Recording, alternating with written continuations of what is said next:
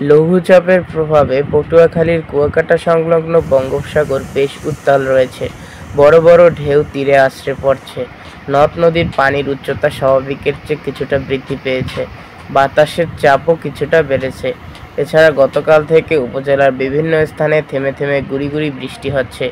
এতে ভোগান্তিতে পড়েছে নিম্ন আয়ের শ্রমজীবীরা। এদিকে লঘুচাপটি আরও ঘনীভূত হতে পারে এবং উপকূলীয় এলাকায় ঝড়ো বা দমকা হাওয়া বয়ে যেতে পারে। তাই পটুয়াখালী, পায়রাসহ দেশের ৪ সমুদ্রবন্দরকে ৩ নম্বর স্থায়ী সতর্ক সংকেত দেখিয়ে যেতে বলা হয়েছে।